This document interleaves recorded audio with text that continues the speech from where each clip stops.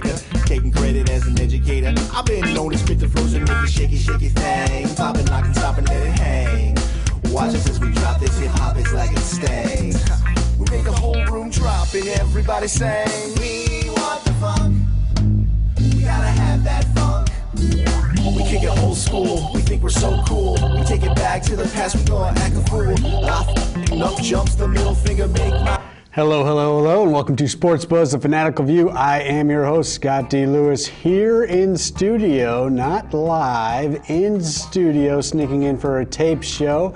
Comcast Cable Channel 23, downtown Danbury, Connecticut. We are here on a Wednesday night, not live during our usual Thursday 6:30 to 7 time slot, but we snuck in. It was a nice day today. Yeah, it was a lovely day you know. today. This Wednesday, December 16th that we're here, show airing on the 17th. One more week, Bob. How's the Christmas shopping going? Oh, it's going good. Actually, I'm doing well today. Today's 7 months. 7-month anniversary from the wedding? Wow, all right. Well, we'll celebrate week to Bob, and Jolene, they like to celebrate week anniversaries, 6 month, 7-month anniversaries. Oh, I mean, we're still newlyweds, so we're... Yeah, jeez. Oh, yeah, I need to say thanks to my beautiful daughters who had a beautiful weekend with a nutcracker. Oh, that's right. I had pictures of that. I don't have them here. We'll get those up next week, perhaps. I did see some nice photos of that, and I did see a lot of people talking about the nutcracker this weekend. Sounded like it was a very good show. 4 shows, and she did wonderful in all 4. Awesome. That sounds great. She didn't wilt under the pressure. The bright lights weren't too much. Nope. She was ready, and she's used to it. All right. Well, we've been talking to Bob. I didn't really finish my open. I don't know what I was going to say usually in my open. Let's just say hello to my right-hand man, Bob Broad Jr. Now that we've been talking. No, yeah. Oh, look at this. We got a nice photo there from last night's... Right, yes. Congratulations on 5 years. Congratulations, too. I was unable to attend the party, but they're, on my behalf, accepting the certificate. Their certificate that says 5 years to present it to Sports Buzz. 5 years on the air. That's right. I have the certificate. As you saw in the photo, the production assistant extraordinaire Connor Faco was there with Mike Toohey and Mr. Bob Broad Jr. accepting the award. Pretty nice looking award. I like it. It's to go on the shelf somewhere. They accepted it on my behalf, and Connor was happy and gave it to me as soon as I walked into the studio tonight.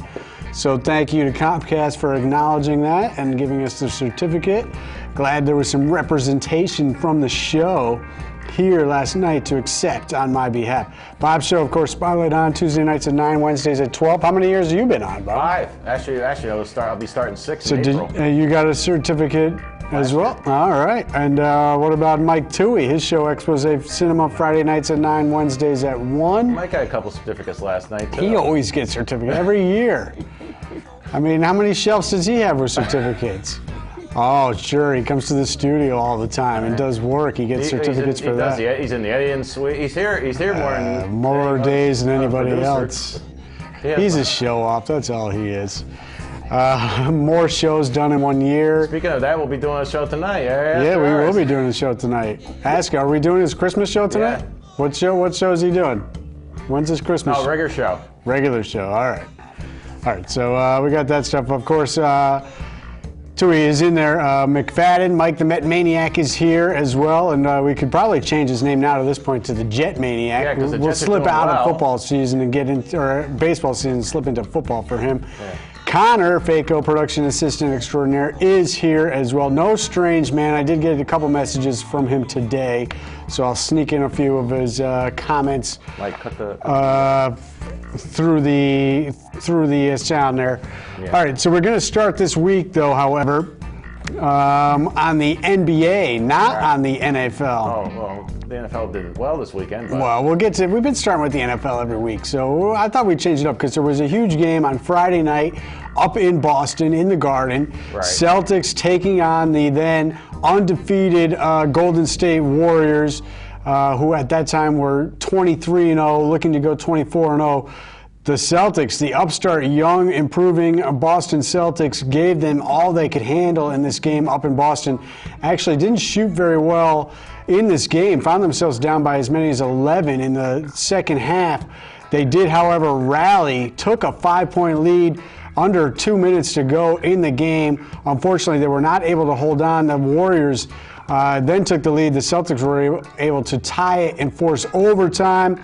They had the ball with a chance to win it at the end of regulation. They didn't do it. They had the ball with a chance to win it at the end of the first overtime, and they couldn't do it. So they went to double overtime, and then ultimately it was the Warriors winning 124-119, but the Celtics really pushed them hard, played outstanding defense, made some big-time shots when they had to, forced that double overtime against the defending champion Golden State Warriors, who were off to that record-setting start to the year, who improved to 24-0. And then clearly the next day, the Celtics had taken a lot out of them as they went on the road again. The Warriors did, and were not able to set that record. Remember last week we mentioned no team in the history of the NBA has gone on a 7-game road trip or longer and gone undefeated on those road trips. And the Warriors were trying to do that in Milwaukee, but the Bucks knocked them off to end their unbeaten stretch at 24-0. So they are now 24-1. Bucks did beat them 108-95. They went 1-7 on that road trip, and they weren't able to go 7-0, and they weren't able to continue that winning streak to start the season. So I thought one thing that was interesting to note, Bob, they are averaging the most points scored by an NBA team per game in the league since the early 90s. Yeah. Want to take one guess who that team was? Early 90s. They were led by a guy who was from this region, played college basketball in the Big East in one of the New York-based teams. That's your hint. Who do you think? The Knicks. Not the Knicks. It was a West Coast team. I'm giving you plenty of hints. The player was from. All right, I'll tell you which school he's from. He's from St. John's. He was a Red man, although now they call him the Red Storm. Red Storm, yeah. Anybody in the control room? Anybody in the control room? Earl, no. No. Anybody? All right. Maniac, no. Who were we just talking? All right. It was the Golden State Warriors. Was the last team led by one of the best nicknames in all of sports. Remember, Run TMC, Tim Hardaway with the UTEP two-step, Mitch Richmond, and Chris Mullen, the former St. John player. They were lighting up the league at that time, scoring 115 points a game, which is what the Warriors are doing right now, all these many years later. So that was an interesting tidbit I thought was cool. All right, so Celtics did bounce back, which I was impressed with. They stayed at 14-11. They did go down to Buzz City, took on King Kemba and Kemba Walker and the Charlotte Hornets, who we mentioned, remember, last week, playing very well overall and also very well at home. Charlotte now 14-9, but the Celtics bounced back after that double OT loss and did get a win at Charlotte there. Which was nice that they were able to bounce back. Last night, unfortunately, one of Strange Man's stats of the week, they fell to Pawn James, as I like to call him, and also Strange Man did on my voicemail today as well. Fell to Pawn James and the Cavs, the Bron Cavs, 89-77. I'll tell you one thing, by watching the Cavaliers play, like I was watching the Warriors game against the Celtics, that was a fun game to watch. Up and down, fast tempo. Guys playing with high skill. This Cavaliers versus Celtics game last night was not that fun to watch. I mean, the Celtics did lose, but, slow tempo, just pounding the ball into the ground. Every time you watch Bron, you really get the I'll tell you, the one highlight from the game, because the NBA TV, when they patch into these games, they bring in the local announcers, and they just go with the local game feed. Tommy Heinsohn on the call, telling it clearly like it is, calling out Bron James for being a crybaby, which was just, I love it. Tommy Heinsohn, if you follow basketball and you've listened to Celtics game, you know he's a complete homer, but he said he's crying to the refs. He didn't even have a handkerchief. He's a complete crybaby, and he gets away with murder in every game. He says he commits at least 12 fouls a game, and they only call him for about 3 or 4. And that's what happened last night. He started crying to the refs. All of a sudden, he goes to the free throw line 4 straight times on 2 trips. What a surprise that is. They did rally. Celtics were winning this game, but they fell apart in the third quarter. Cold shooting night. But they're doing well overall, 14-11, looking pretty tough. And as we mentioned last week, all these teams are bunched up in the East, and a lot of the teams are over 500, Bob. Right. You got the Cavs at first, 16-7. They've won 3 in a row. The Bulls at 14-8. Toronto, 16-10. Charlotte, 14-9. Indiana, 14-9 as well. Miami, 14-9 as well. Boston right behind them at 14-11. Orlando, the Magic, surprising at 13-11. Teams out right now are Atlanta. How about the Hawks at 14-12? They're right out on the outside. The Celtics play at Detroit tonight against Andre Drummond, former Husky. They're at 14-12 as well. Your Knicks, 11-14. Brick City, horrible, pathetic road trip they just went on. They did finish with a win against Portland, but they are looking pretty terrible. They're not in the playoffs, and they're not looking like they're going to be in the playoff picture at all. Brooklyn ain't doing much better. Brooklyn, the Nets, 7-17. Yeah. Also a playoff team from last year who's struggling right now. The Washington Wizards, Les Wiz. What's up with Les Wiz right now? 10-13. Maybe they are missing the truth. Paul Pierce, the veteran leader, former Celtic who played there last year and went on to go and is playing with the Clippers right now. So that's what's going on in the East. A lot of teams over 500, all bunched up right there together. And, it's going to be a tight race as this season unfolds. Out West, different story. 1, 2, 3, 4, 5, 6 teams over 500. That's it, Bob. The 7th and 8th seeds right now are under 500 in the once so-called dominant Western Conference. Spurs behind the Warriors at 21-5.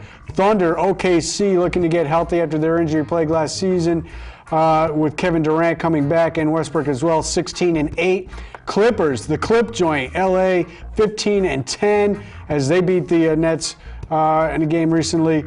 What's going on with the Clippers jersey? I couldn't really get a good picture of it, but when did they start wearing black jerseys? Yeah. I mean, I can see the Sixers starting to wear black jerseys over the face because it's been so bad. But Bob with the one-liner. I like it. Dallas at 14-11 and Memphis at 14-12. Those are the only teams in the NBA that are in the Western Conference that are over 500. So a little switch of the flip there of the switch in the basketball world as it's been the Western Conference with the stronger side. This year it looks like the East looks a little bit tougher. Let's go NHL. We want to move some of this stuff kind of quick. Islanders on a 10-game point streak ended last night with the loss to Florida, 5-1. They did lose, but they have been red hot as they were on an 8-0-2 stretch before last night's game. They are 41 points, third place.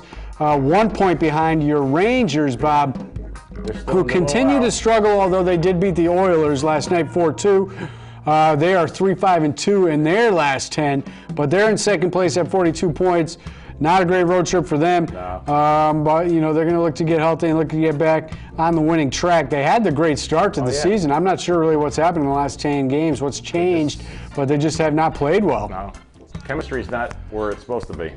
Devils, they are another team that's playing well on that side of the Metropolitan bracket. They are the fourth place team right now at 5-2-3 in their last 10 games, 36 points, a little bit of a drop off behind the Islanders. How's your Bruins Capitals are the team that leads the Metro division at 44 points, and overall the whole East, or no, does Montreal? Yeah, they are ahead of Montreal, and they are also. How about the Capitals? 8-1-1 in their last 10, Bob. My Bruins, they did stumble in overtime against the Oilers in their last game, 3-2. But they are 6-1-3 in their last 10 games, so they are pretty hot. Only up to 36 points, though, which shows you how much of a struggle they had getting out of the gate this year. Right. But they are playing very well. Some unnamed guys starting to step up. I like the balance on the score sheet that they have right now. Tuukka Rask and net playing well. So I think I like what I'm seeing suddenly from the Bruins, who are playing much better than they did to start. They got a home-and-home series with the Penguins, who look, right now, they are out of the playoff picture, only 33 points, the Penguins. What's up with Sid the Kid, Crosby? and the Penguins. You mean the crybaby of hockey? Yeah, what's going on there? So the Bruins are 1 up on Tampa to hold down that 4th spot, 1 down on Ottawa, only 2 behind Detroit. Montreal is the leader there. They had lost 3 in a row before winning. Les Habitants Canadiens with 43 points. Out west, Dallas is the overall top team in all of NHL with 48 points. St. Louis and the LA Kings are the next teams out west with 40.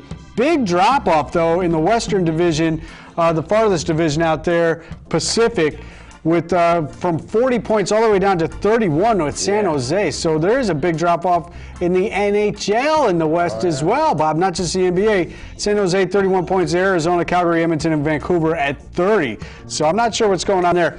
I do want to mention also quickly, we're going to get to the NFL at some point, but I do want to mention another football game that took place this weekend, the only college football game that took place this weekend, Bob. What's that? Army-Navy. Yes, that's always a popular one for and I do root for Army in these games, and one of these years they're going to win.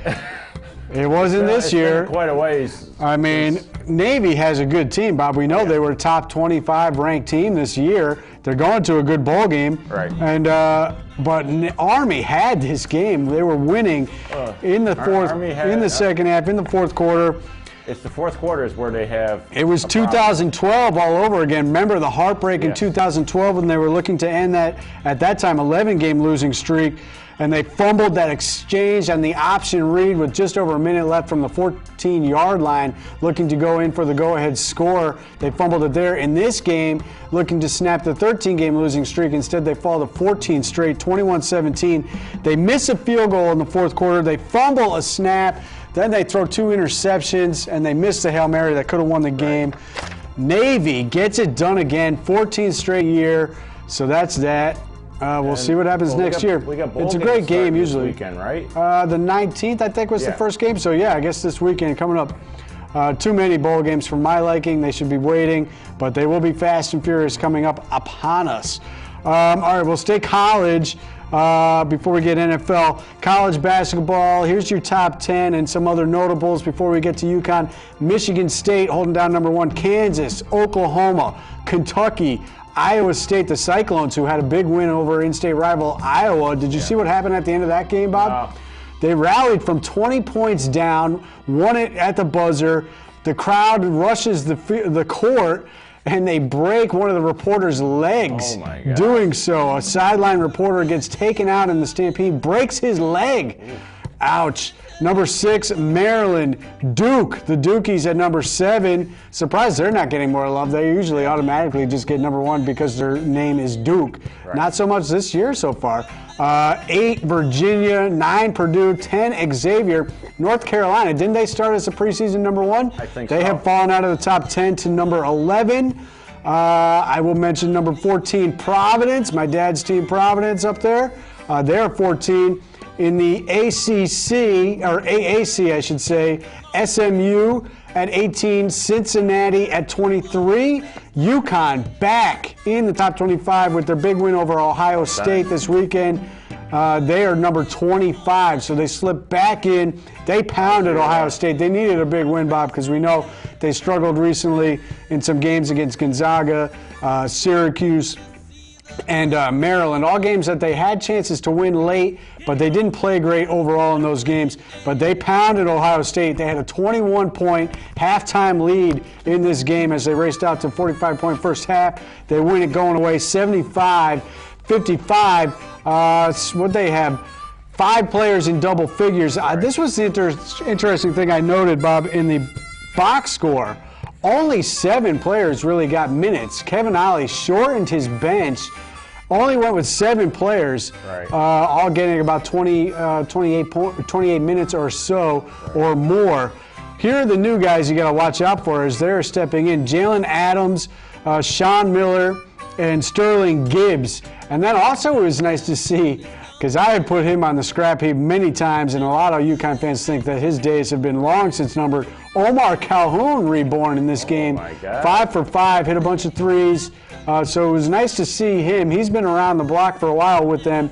Struggled with some injuries and struggled with inconsistency, but he did have a big game in this game.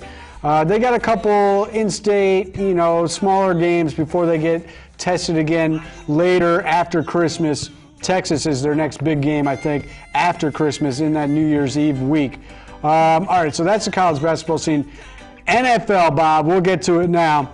Everybody last week wondering what was going on with the Patriots. All of a sudden they were losing the tiebreakers to those other two teams that were 10-2 going into the week, and they were the third seed suddenly. They were banged up. They got injured players all over the place. They can't win. They can't do anything. They can't score points. They can't do this. So the dust settles after this weekend. Who's the number one seed in the AFC, Bob? The New England Patriots. That would be the New England Patriots after they went down to deep in the heart of Texas, took care of the Texans 27-6. I love it when the defense shows up and shuts teams down. Everybody loves to talk about the Patriots offense. Defense always gets the short shrift, but they didn't this week. Just completely shutting down those Texans in that victory. Gronkowski, as we saw, he was back. Amendola, his second week back as well. We see him right there. Edelman practicing again in pads today. I don't know if he'll play this week, but we know he'll be back probably before the end of the season. Everybody had ruled him out to the playoffs when that injury occurred. I did not think that was going to happen. But the Patriots did suffer more injuries. The running back situation isn't good. LeGarrette Blount looks like he is out for the year, joining Dion Lewis in that out for the year situation. They did bring in Monte Ball, the former Bronco. They were trying out Steven Jackson, the former Ram today. A couple big names that they're looking to help solidify that running attack.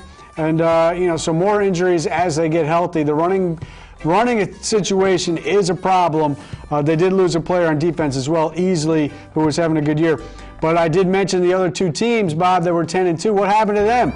The Cincinnati Bengals, Andy Dalton throws a pathetic interception, and then he makes matters worse by trying to tackle the guy who intercepted the ball, and he breaks his thumb. And they go on and lose to the Steelers 33-20. Steelers, by the way, red hot, although they still remain out of the playoff picture. They're right on the heels of McFadden's Jet Maniac Jets. Tied, but they're losing the tiebreaker right now. We'll get to the breakdown of that in a second. But the Bengals, Bob, they fall to 10-3 with that loss. And the Broncos, I thought Brock Osweiler was the second coming of who knows who, Peyton Manning, or maybe it was John Elway I think it was out there in Denver. But no. The Raiders, how about them? Did you watch any of this game? I watched very little. Unbelievable. It was the Mac attack. Stack the rack with the sack. Unreal, Bob. This kid Mac was just doing work for the Raiders. 5 sacks, one-man wrecking crew. Took Osweiler out, took the Broncos out. The Raiders, who had 12 total yards in the first half of this game, rally down 12-0 and win 15-12, shutting out the Broncos in the second half. In the first half, it was mostly field goals. Bob, I don't know if I mentioned this during the show. I had a conversation with my dad about this week. Everybody's been singing the praises of Osweiler. If you look at the actual results of the games, Bob, his first game against the Bears, they squeaked out a victory that they should have lost. Bears coach blew it. They only scored 18 points in that game. Then you had the game against the Patriots. They were losing 21-7 in the fourth quarter. So obviously the Patriots defense was shutting him down before the refs took over that game and gave them that victory.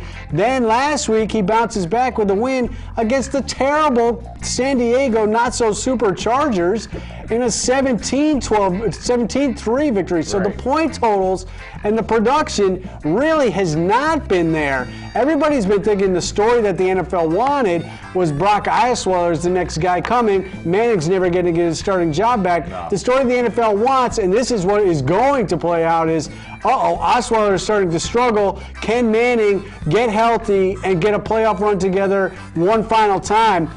Not that he's really had that much success in the playoffs, just saying. Not so much about that. But anyways, that's the real storyline. Not that Osweiler is the next coming, because he isn't. And they got a tough game this weekend at Pittsburgh, who we mentioned tied 8-5 with the Chiefs. Also a 10-3 winner over the Chargers. Chiefs, Bob, winners of 7 straight. They are the top wild card team right now. Yeah, and Mr. Gallagher was talking about them very I'm much. sure he was. He's been texting me about it. And the Jets are the second wild card team right now at 38 victory over the Titans in the game up here in the Meadowlands this weekend. And they play at home on Saturday night against the Cowboys. The interesting thing of note, Bob, the Steelers, who are losing the tiebreaker right now to the Jets. If both teams win out, the tiebreaker switches to the Steelers. Ooh. So the Jets have to watch out and see what is going to happen with the Steelers and hope they lose and the Jets keep winning. Right. I think this game against the Cowboys could be tricky. We know the Cowboys' offense is shot. Terrible, but their defense actually has played well in many of these games. I wouldn't be surprised if on Saturday night primetime the Cowboy defense gives the Jets some trouble, but the Jets should win that game. They should. They do have a game looming against Sexy Rexy and the Bills up in Buffalo to end the season, and you know Sexy Rexy would like to knock the Jets out of the playoffs. The other thing in the AFC, Colts and Texans play in Indy this weekend. They are leading their division at 6-7. But how about the Jaguars, Bob? 51-16 smackdown of those pathetic Colts. Yeah. Maybe the Colts should start crying about who's deflating footballs again to see if anybody can, stop paying attention to the fact that they get killed in football games and it has nothing to do with football. Speaking of them, they're coming to play MI. The Jaguars, Bob, are the team I would keep your eye on. At 5-8, they are home against the Falcons. Yeah. At the Saints, who we know aren't great, and at the Texans to finish the season. One game behind the Colts and the Texans right now. Jaguars might be a sneaky team to sneak in. Out west, or out in the NFC, the Panthers, 13-0, Bob. Yeah. And I don't care what anybody says about them. They're impressive. And they are at the Giants this weekend, who had a big come-from-behind victory against the Dolphins. The Dolphins are horrible. Come on. They're... But still, you got to win the games 31-24, especially when the Redskins and the Eagles were also winning this weekend. Yeah. Eagles beating the Bills, Redskins beating the Bears. Yeah. Cardinals are behind the Panthers at 10-2. They pretty much have the second seed wrapped up. The Seahawks have, there's really not much drama except for maybe the Minnesota and the Green Bay battle for the top spot there. But Minnesota and Seattle have the 8-5 records. Nobody's close enough to them, I don't think, to get a wild card out of it unless Minnesota really gags up the situation here. They're at the Bears this weekend, or they're home against the Bears, I should say. Packers have a sneaky tough game against the Raiders. Packers really have not looked good. We know that, but they're still somehow managing to be 9-4, mostly on the basis of that strong start and that Hail Mary they had last week. All right. Strange Man Stat of the Week, actually, I will mention, he did give me this one. The Patriots won the 7th straight AFC East title. But you know what the real big thing that's going on this weekend is, Bob? The Star Wars. It's Star Wars. Who cares about football? Who cares about basketball? It's Star Wars. It's Star Wars. So get on out there and get the Force. We'll be with you all. We'll be back somehow, some way next week doing a tape show. But enjoy Star Wars. I think I might check. Who needs sports? I'm gonna go check out a movie this weekend. All right, I think we're out of here. Is that it? We're out of here. That's it.